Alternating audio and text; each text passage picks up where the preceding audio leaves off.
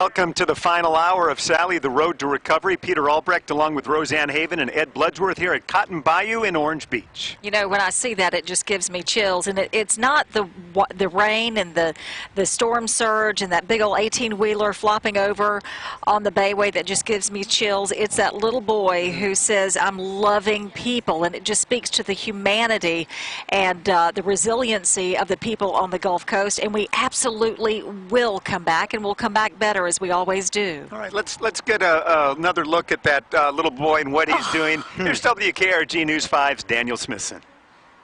Today, Northwest Florida residents began to pick up what Hurricane Sally left behind. At the corner of 15th Avenue and Jackson Street, a tree lays across the roadway, snapping a power line in half. Underneath the tree, a car, the windshield destroyed. The tree coming down also meant young Brooks Selby lost his swing. Came out to the door this morning, or yesterday morning, and saw his swing was down. He calls it "wee," and he looks at it and goes, "Wee broken." So it's pretty sad. I'm sorry, pretty sad. Yeah. Power across the area was still hit or miss Thursday. Without power, residents made use of their time by cleaning up debris. It was really windy, and it just wouldn't stop. Paul Erndy lives on Gadsden Street in Pensacola. He says the storm was rough, but not as strong as others. Compared to Ivan, it doesn't even touch it, but it was still bad. One bright spot for the day was 5-year-old Elliot, who gave out flowers to help cheer up his neighbors. I'm loving people. You're loving people? How are you loving people? I'm giving flowers to them. And what made you want to come out here today and, hand out some flowers? I love people so much. Reporting from Pensacola, Florida, I'm Daniel Smithson. Just precious, and that starts at home right there. How about that?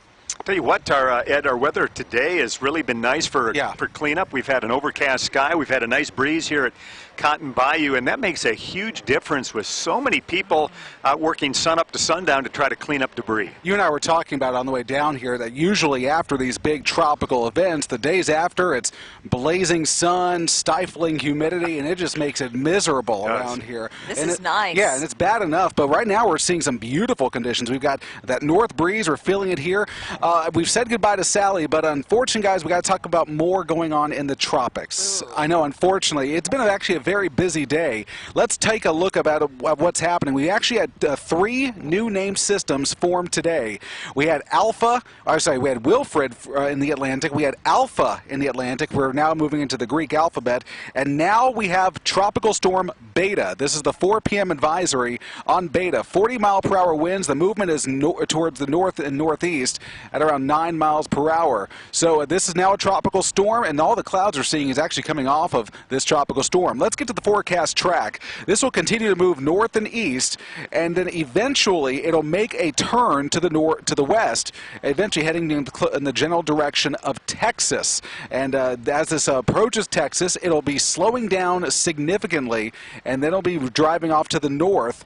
Again, dropping some heavy rain, but it could be a Category 1 hurricane as it approaches the coastline. So long-term, still some uncertainty regarding the exact path, but it's certainly something for us to watch. Let's take a look at what's happening outside. You mentioned the overcast sky. We're seeing that at Gulf Quest Museum from our camera at that location, looking down the Mobile River, and from our camera at the Wind Creek Casino and Hotel in Atmore. And finally, we'll swing on down to Northwest Florida and looking live from our camera there at Fort Walton Beach, our BLP Mobile Paints camera. Let's look at what's happening temperature-wise on the Gulf Coast. Again, with this northwest wind, the clouds, temperatures held below average today.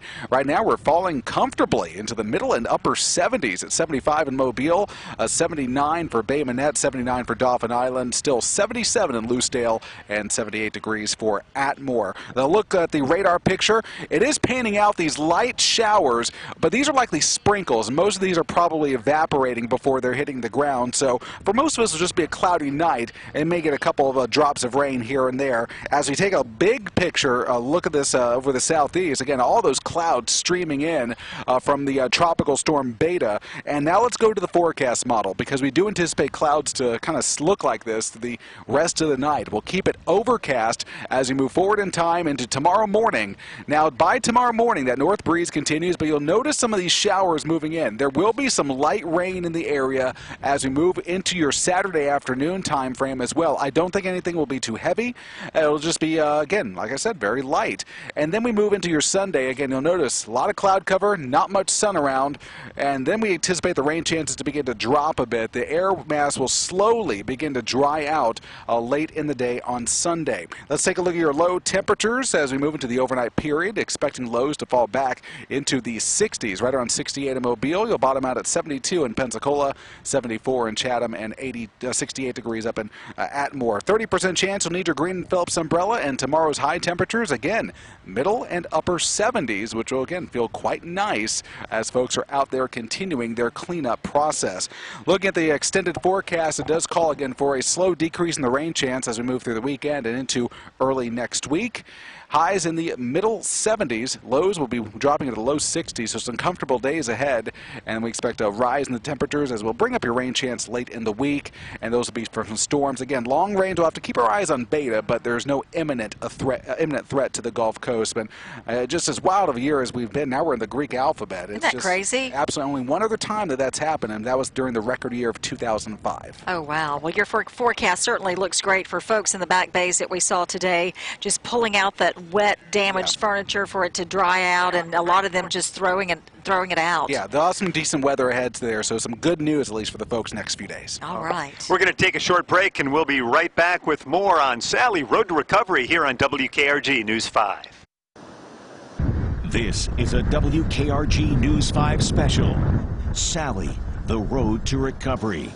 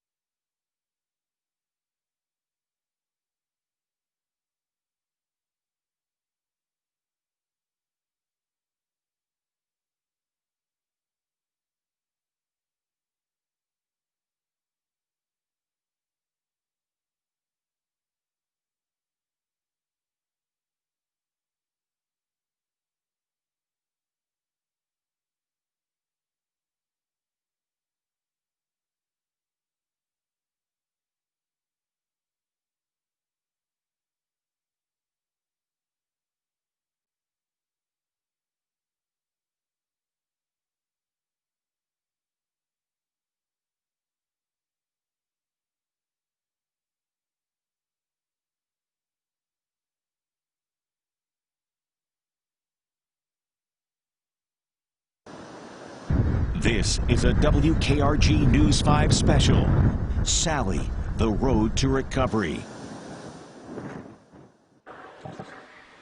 Welcome back, everyone, as we are here in Orange Beach tonight, and we want to show you some brand new video we have from our friend John Oldshoe, drone video of the Gulf State Park Pier, and they were going to have the big grand opening this week for this just newly put-in pier that everyone's been waiting so long for. What a beautiful pier, but as you can tell, it has taken a big hit here from Hurricane Sally. It's the first time we've had a chance really to see it from the air and to see the damage that was done there. This is a multi-million-dollar project, and it's going to be back to square one, it looks like, which is just a shame. You can see all of that damage where all of it's just gone near the Octagon. Again, a $2.4 million project. A lot of anticipation for this pier to reopen this week, and all that gone. But certainly, yeah, that will be rebuilt, and we'll let you know more as that comes on. We want to thank our good friend, meteorologist John Oldshoe, sending us this drone footage, and we had heard that this had been damaged, but just to see the video, look, we're just looking at the Gulf right there, because that part of the pier is gone, and what is left of it is just a mess. All right, well, that's the troubling side. I'll tell you what the positive side is when we have these storms is all the great people who come out to help us here on the Gulf Coast, yes, who come in from areas outside and really lend a helping hand in the recovery and taking care of people who need help immediately after the storm. Yes, and one such person is Jamie Popwell. He is here from Auburn, Alabama. He is the founder and president of Flags for Vets Incorporated, and your slogan is honoring those who served. And you, sir, are a veteran yourself. Yes, ma'am. And you are here to help us. Tell me what made you come down here. You're feeding our people. Well, I've got family and friends. I've got family in Fairhope and friends that settled here that retired from Auburn. And Lord knows we have grown up coming down to Gulf Shores and Orange Beach my entire life. So this was a no-brainer for me. I knew when Sally hit, we were due to get the remnants of Sally coming through Auburn. So the minute we kind of got the all clear, we loaded up and came down yesterday. So, it's just my way of paying it forward and doing the right thing.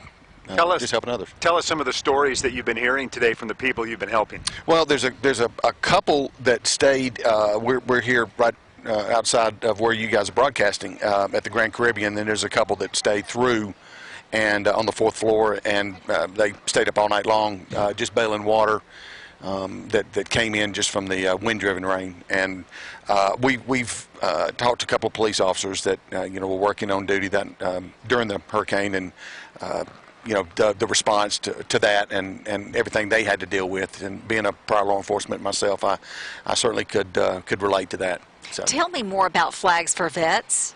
It was formed in 2017, and it was formed as my way of kind of saying thank you to our veterans for serving. A simple gesture, but if you served, it is a very powerful gesture for a veteran to receive a flag and a flagpole. So I felt like it was just the best thing to do, and the most appropriate thing to do, maybe I should say it that way. And to date, since 2017, we've honored 470 veterans in 25 states. As a matter of fact, this time next week, I'll be up in Maine and New Hampshire and Vermont putting flagpoles up there before it gets too cold. Oh. Very nice. Tell us about your partner over here. This is Sona. She is a 4-year-old. Sona Jean, that's Sona correct. Jean. As we said before we came on, that she had to have double first names because Southern women have to have double first names. So her given name is Sona, and I gave her Jean. So she's a 4-year-old English lab. She's my service dog. I suffer from PTS and some of the side effects from that and some of the effects from that. So she helps keep me somewhat between the lines, as we like to say. So. As someone who suffers from PTS, when you see what you've seen today, I can imagine how your heart just must go out for these people. And it does. I mean, I have spent a significant amount of time overseas between Iraq and Afghanistan from 2004 essentially to 2015 15, I guess, bouncing back and forth between, and the destruction that was just commonplace there. This doesn't come close to that. It's just a different kind of destruction, but destruction nonetheless, and the lives that are affected by it. So it does.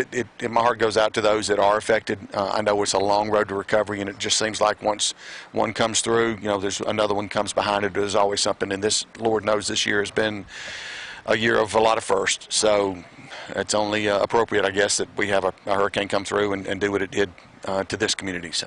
Well, I humbly thank you for your service, and thank you for coming to our community and helping us out and being a good Southern woman. I am a hugger, so I'm going to give you an air hug in this time of COVID. That. Absolutely. COVID-19 hug. Thanks, Jamie, so much. And when you guys get off, if you want to come by and get a burger, I think we've got a few left over. It smells really good. I'm going to take you up on that. Thank you so much. We appreciate that. A lot of people have got their grills fired up because they have no power at home to cook on their stove or meat in the oven. Let's check in with Debbie Williams, and she has the latest on some of the power situation here in Baldwin County.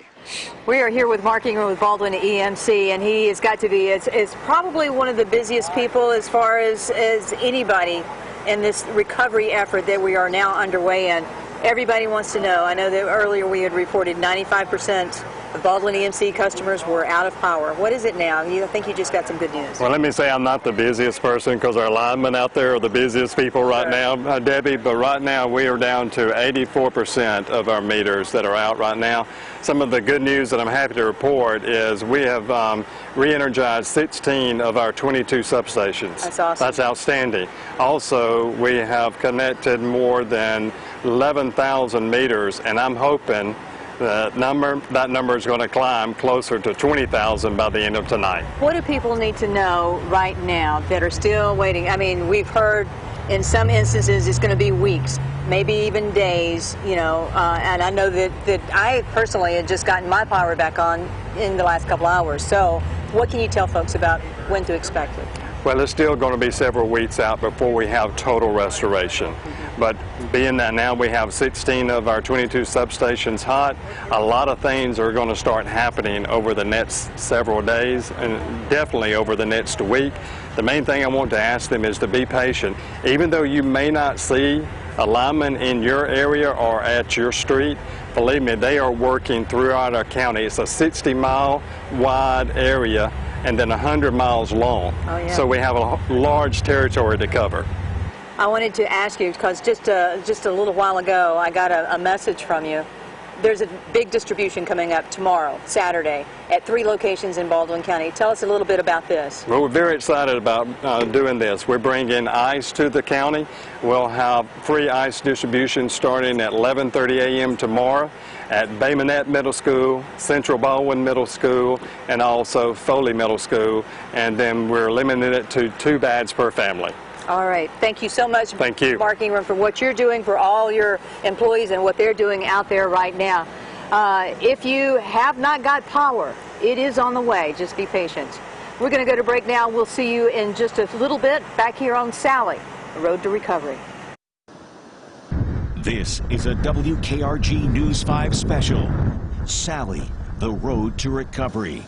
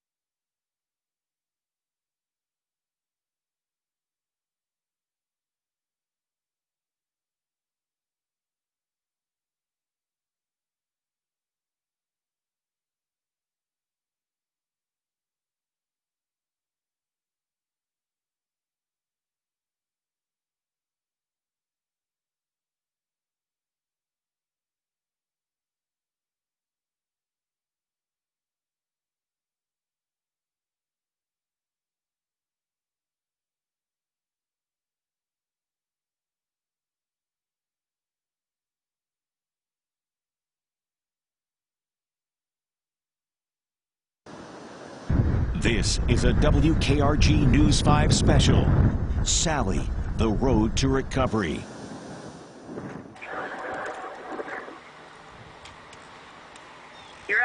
Welcome back, everyone. We are live in Orange Beach. I'm Roseanne Haven, along with Peter Albrecht and Randy Patrick. And Sally is something else, and she's even affecting our Friday night football field. Yeah, she's impacting football, impacting baseball stadiums. And Randy, the Blue Wahoo Stadium is certainly beautiful, but it is right on the water, and that can be an issue when we have tropical weather. Yeah, we always brag about that beautiful stadium over there, but it is very, very close to the water, and Robbie Baker got a chance to go over and check out some of the damage that they had over there at Wahoo Stadium. Let's get that report. Robbie, when we first came out here, everything was down. Like all the walls were down. We've put them up just to kind of air dry them all out. Obviously, you can see up there, all the tarps have been ripped out. We've had all of our coolers and everything that were out got tore up, all the Pepsi coolers. The field, as you can see, the field is about, I guess it's about 1.5 inches lower if you look at the dirt there. All the clay has washed out and gone a little everywhere there. But overall, we were pretty lucky. The big thing is getting power again to see what is actually working and what's not working. With all the electronics we have, the video board out there, the one behind home plate, the ribbon boards, those are the most costly things that could have happened, you know, as far as the storm itself. But besides that, structurally, we did well. It's kind of interesting to see even like the way the video board, just that one little thing widget popped out of the whole thing. It's like, how did that come out? And then same with the one over there. It's interesting that storm brought water every which way, so it found every little hole it could find. But in here you can see we even still got a little dripping there. I actually stayed in the clubhouse in the Airbnb, and you know, there was absolutely nothing. You had no clue. Like you could hear the storm outside, but that was it. Oh, I mean, so you were here while it was crashing on the bay? I did, yeah. Oh, wow. Yeah, I got some pictures I can send you. That was pretty awesome, yeah. Especially when it was coming like there, and then over on the other side, there's a bunch of boats like up on the thing. I literally was looking out the whole time, never saw it. All of a sudden, it cleared up a little bit, and the boats were sitting there. And I was like, holy smokes, I don't know how they got there. The way they built this ballpark was so high up that even when Ivan came, we would have been higher than the flooding then. Oh, okay. So this is a pretty safe place as far as level-wise to be, that you can be really in town. Still plenty of cleanup, plenty restoration to be done here at Blue Wahoo Stadium, but in the immediate aftermath of Hurricane Sally, the staff here with the Blue Wahoos were not simply concerned with the baseball stadium, they also spent a lot of time out in the downtown Pensacola area helping their neighbors recover. This in our community, and our number one thing is to improve our community and, you know, improve the quality of life, and part of that's helping even in this time, you know, and being able to go out into the community and help out with trees and limbs and things like that. You know, we're not professionals, you know, but it's one that, you know, we can go out there and pick up stuff. So we're just trying to help the community, help the area here in our community, and make it better, you know, and get everybody back and rolling, and hopefully everybody gets power soon, and, you know, we'll be able to rock and roll. And of course, we don't have UWF football this fall, or that would have been an issue, of course, with their home being damaged there at Blue Wahoo Stadium. And Randy, we need to talk about racing as well, impacted by Sally. Yeah, Five Flag Speedway in Pensacola suffered some damage, and they were to have a champions event tomorrow night with super late models and late models. That has been postponed to October 24th. Their next event will be the 10th, which will be that big ARCA race that was scheduled back in March, but was wiped out because of the pandemic. So good luck to the folks over at Five Flags. All right, and we've got no fever tonight, right? We'll have fever tomorrow. Believe it or not, no high school football fever tonight because we just don't have very many games. Let's take a look at the schedule of the games that we know that will be played this weekend, and a couple of games on Monday. Tonight at Ladd-Peebles Stadium, it's Theodore versus Murphy in a big one. Then in East Bruton, Williamson takes on W.S. Neal. Leroy travels to Thomasville, and Selma will play at Jackson. Take a look at the Saturday board here, Pete. A very busy one starting at 11 a.m. over at Ladd-Peebles Stadium when Blunt and Saraland will kick off a very busy day. Yeah, that is a big game. And then a little bit down the pecking order there, Randy, you see at 4 o'clock, St. Paul's and Faith. Both those teams are in the top 10 in 5A. So those are two really big games tomorrow afternoon and tomorrow morning. Absolutely. And then 2 night games tomorrow night. And as you saw in the Friday graphic, no Baldwin County teams will be playing this weekend. There will be one exception. Bayside Academy will play Monday. Let's take a look at that Monday schedule. And that's the only Baldwin County high school football team that will be playing this week. And we're unsure about the makeup dates for all the other games for Baldwin County. As we drove through Foley and Robertsdale and all the other areas today, you see why we're not playing football in Baldwin County tonight. No power most places for sure. Hopefully the power will be back on everywhere and we'll be rocking and rolling, like they said at the Blue Yahoo Stadium. You betcha. All right. We've got more to come. Keep it right here on WKRG News 5 for Sally, the road to recovery. We'll be right back. This is a WKRG News 5 special. Sally, the road to recovery.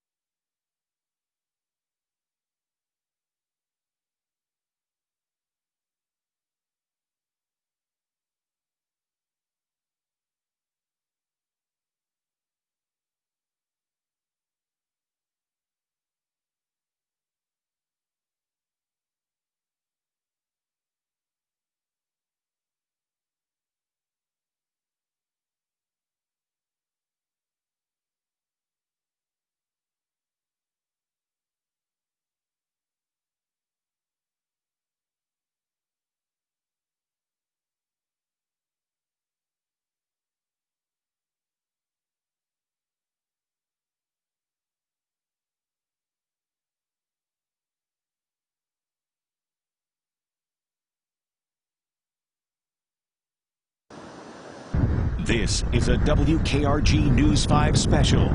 Sally, the road to recovery.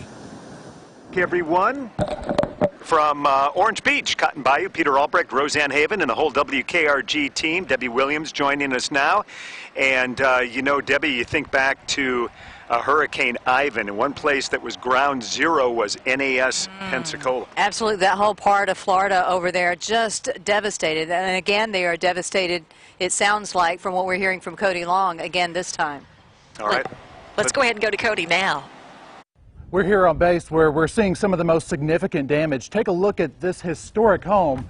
The roof of the front porch upstairs there It was ripped off, and now it sits back here on the other side of the house. We talked a few minutes ago to Captain Tim Kinsella, the commanding officer here at Naval Air Station, Pensacola. He talked about what he experienced early Wednesday morning. I think it is the highest spot on AS Pensacola, a lot of old historical homes here, and some of the damage to these poor old homes was pretty catastrophic. My house is right next to this one, and it was honestly like a freight train going over the house for 12 or 18 hours nonstop. The house was shaking. And I think it's here on the bluff that wind just rises up and hit all the house. So it's very sad to see. Once the wind subsided and I got out on the roads to get initial damage assessment, I got to be honest with you, it was pretty sad driving around the base and seeing the amount of devastation. There's, as anybody from this area will tell you, there's a lot of love for this base and what it means to the community, and to see this much damage done to the base, it hurts my heart. I've been in this job for 18 months now, and we've been through our share of crises here, I think more than the average one. Even if one of those crises would have happened during a command tour, it's a big deal, but to have 4 in the past, gosh, 10 months. And every time what has amazed me is the resilience of the people on here. From our 18-year-old kids that are right out of high school, just going to school here, to the seasoned veterans that have been working on this base for 30, some even 35, 40 years. As soon as storm patches happened, they were out here in their numbers to make sure that our students, we've got 6,000 to 7,000 students on board, to make sure they were getting fed. We had unaccompanied housing personnel that were immediately in there, getting the dry vacs out to clean out the rooms, moving students to get where they needed to be. And right now, only essential personnel is being allowed here on base while they continue to pick up the pieces. Reporting from NAS Pensacola, I'm Cody Long, WKRG News 5. And that was an exclusive tour that Cody got, and NAS is such a beautiful and historic place, not just a functioning military base, but it's really such an interesting place to be. And we heard him talk about the students there on base, and you were telling me that after this happened that the students and pilots came to Alabama to help storm victims. Yeah, while NAS Pensacola is shut down, you know, you've got all these students, these folks that are there training, and they wanted to give something to the community. They wanted to, you know what it's like. You'd be sitting at home after a disaster and you'd want to do something just to help. These guys did. They came across that bridge and they went into Lillian and some of the neighborhoods there and don't know the people. Just started cleaning up, moving trees, picking up, trying to help as much as they could. They did that yesterday. They came back today, is what I understand from some of the residents out there. Couldn't be more appreciative. And that's just what we do around here. When there's a disaster and that neighbor helping neighbor, it's overused sometimes, but it is so true, isn't it? It really is. And Lillian is an area that needs help. Boy, it got slammed pretty hard. It really did. Right around Perdido Bay. Yeah. Yes. Well, we'll have more on recovery efforts straight ahead as we continue our 3-hour special here on WKRG News 5. Sally, the road to recovery. We'll be right back. This is a WKRG News 5 special. Sally, the road to recovery.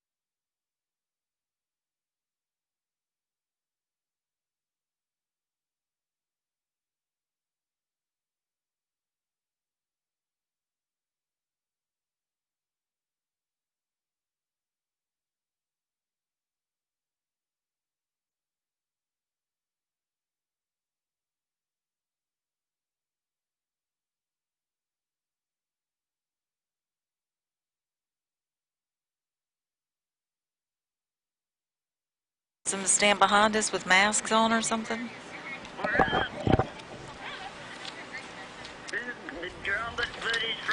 Welcome back, everyone, to our special report, Sally, the road to recovery.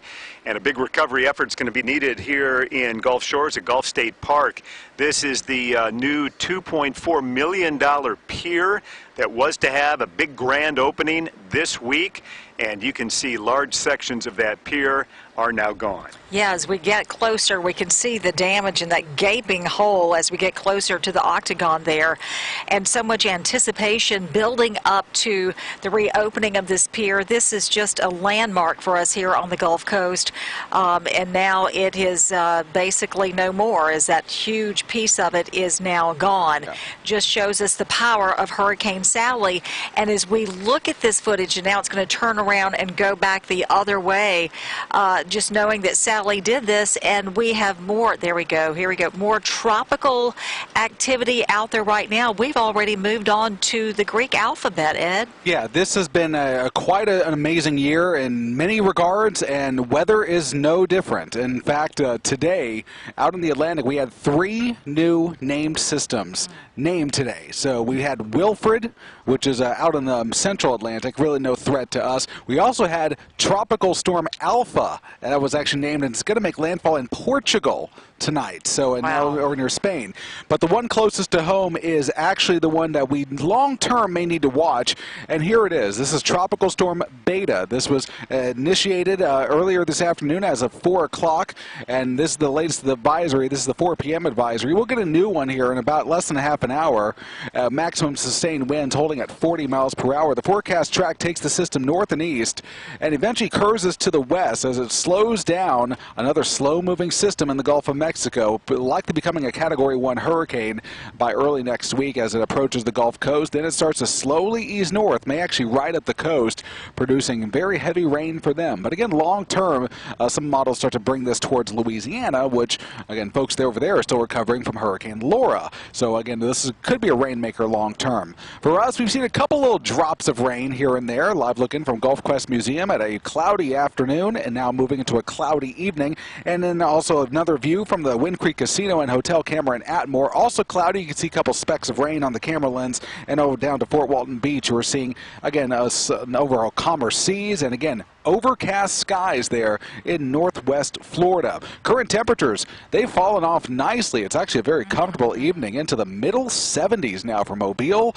You're seeing a lot of blank spots there. The instruments are down in Baldwin County, so it's going to take a while to get them back operating again, and the Pensacola sensor is a little bit off now. Temperature's right around 78 in Pensacola. You see the rain there on the radar, and it's actually very, very light. Most of this not actually reaching the ground. It's what we call virga, as the rain kind of evaporates before it hits the ground.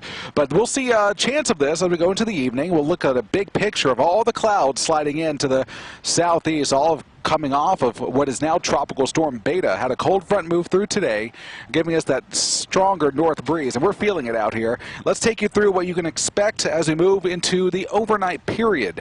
With a mostly cloudy sky in the forecast model, we do note the possibility of getting an isolated shower or two.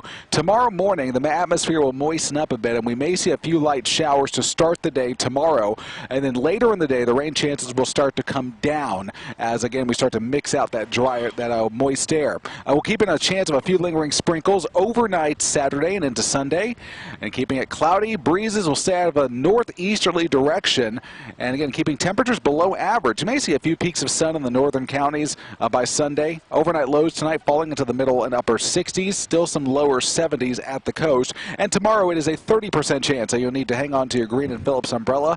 Highs tomorrow, again, below average, almost by 10 degrees. High of only around 78 in Mobile. Mid-70s to the north, making temperatures closer to 80, closer to the coast. Forecast long-term does show a bit more cloud cover than sun, as rain chances will be slightly decreasing as we move long-term. Again, temperature staying below average. A nice change of pace here for the folks cleaning up. It's really comfortable here right now. I'm enjoying the breeze. Absolutely. It feels very, very nice out. It does.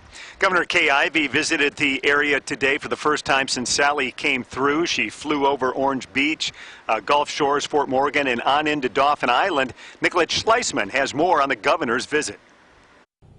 We're on the east end of the island, and practically everywhere you go, there is damage done to almost every single home here on Dauphin Island. This is my third day being here. We were first here right after the hurricane. Chad Petrie and I were the first reporters to arrive on scene. We couldn't even make it past the water tower on Bienville Boulevard because there was water over both sides of the road. But you can see here on the east end, there's significant damage here as well. Part of a roof ripped off of this home here.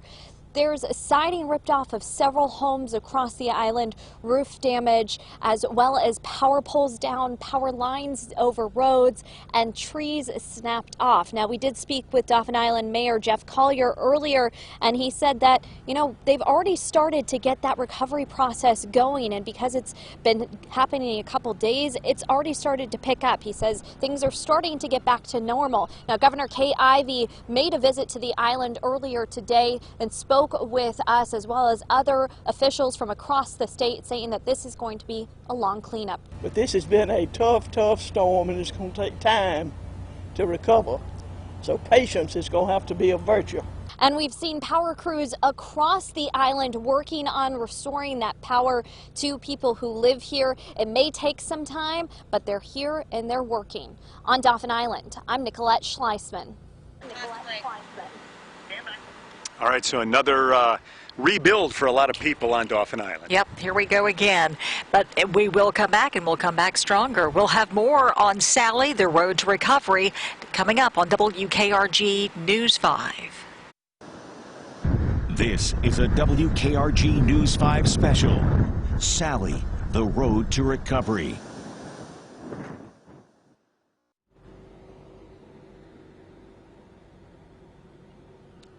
Testing the microphone. 1 2 3 1 2 3. How y'all doing this evening?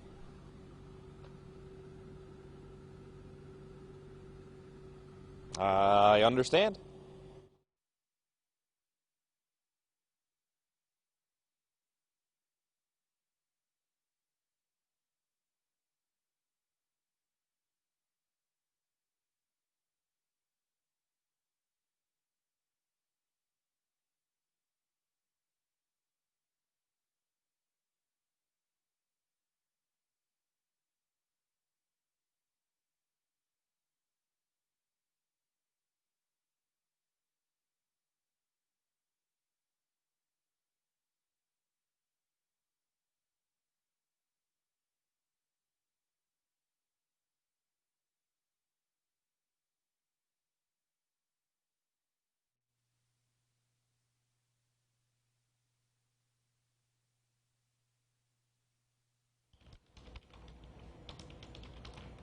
Okay. Well, I think it's just me tonight anyway. Okay. Okay.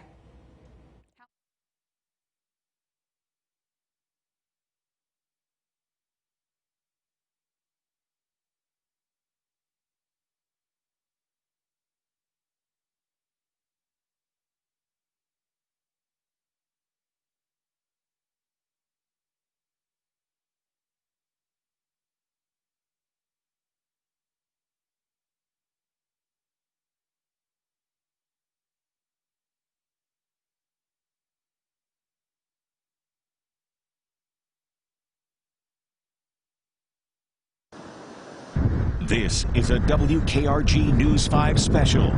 Sally, the road to recovery.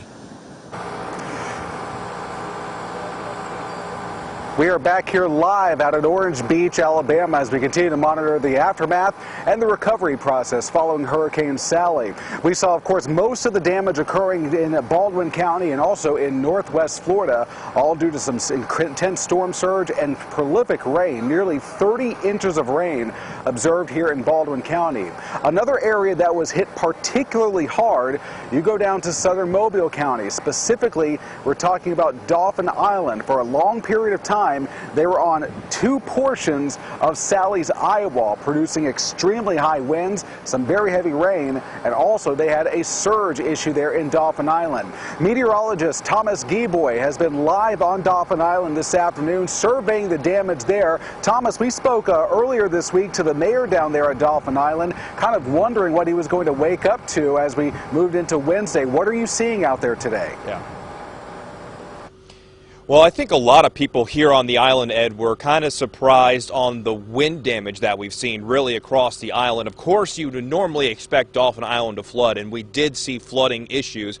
And again, that's really of no surprise, but the winds were one of the very big stories to take away from Dauphin Island. I was crunching the numbers again, and we posted around 6:30 in the evening, the night before Sally made landfall, that there was a wind gust of 75 miles per hour. That's hurricane force, and that's about 12 hours before we saw landfall, about 10 hours if you wanted to be more specific. But then Dauphin Island measured its peak wind gust at 5 o'clock in the morning when Sally did make landfall at 104 miles per hour. So that's 12 hours of hurricane force winds. And when you look over and you just mature through numerous storms before that are completely topped over or just completely ripped in half. And after surveying the northern side of the island, every building that was more or less a north-facing building has seen some significant damage, whether it be from roof damage or from paneling being ripped apart. This is the bird sanctuary on Dauphin Island, and you can just see the magnitude of just how big those trees are, and they're completely toppled over. And a lot of those trees fell on top of power poles, and that's why it's going to take so long the island.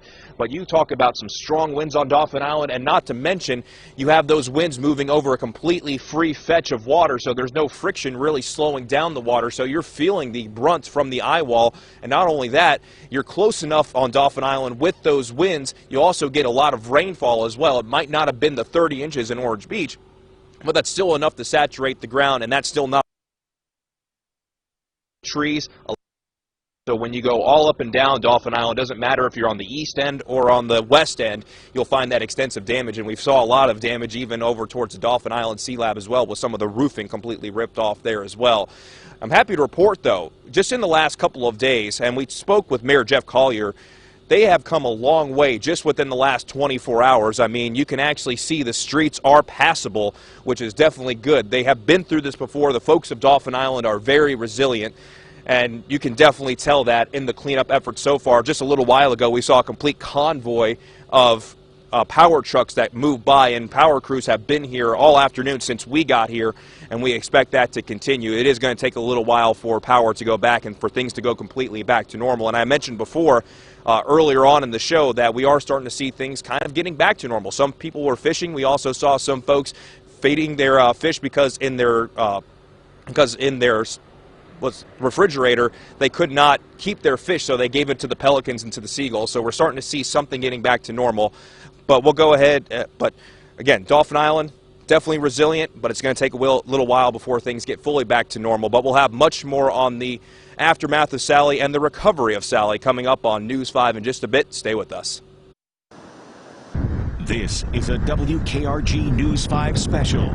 Sally, the road to recovery.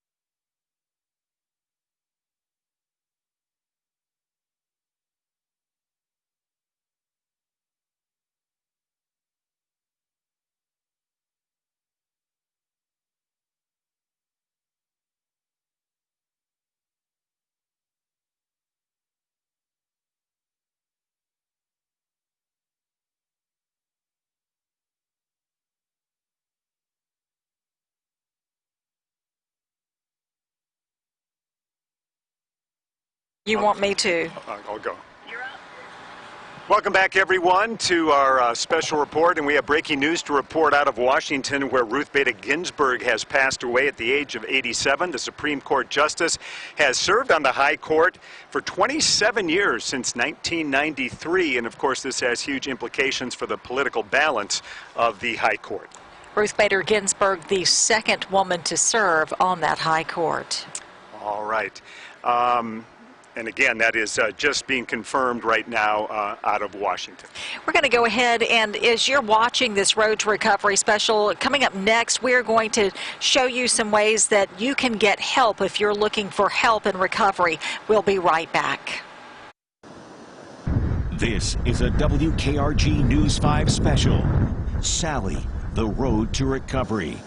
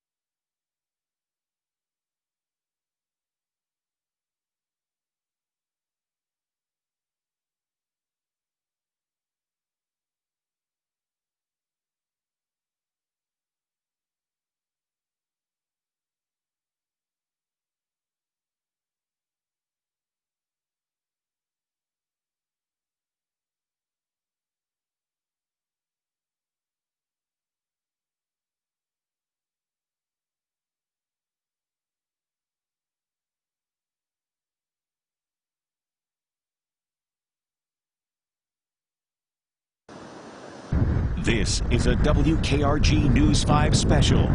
Sally, the Road to Recovery. Welcome back, everyone, to Orange Beach. As we wrap up our show, we've showed you a lot of the damage that we've suffered here on the Gulf Coast after the last few days, and we've also showed you how much progress we've made in the last 2 days after the storm on our road to recovery. And if you're one of those who is hurting or you're someone who can help others, go to WKRG.com and you will find links to the American Red Cross on how you can get involved. All right, from our whole WKRG News 5 team, thank you very much for watching, and have a pleasant night.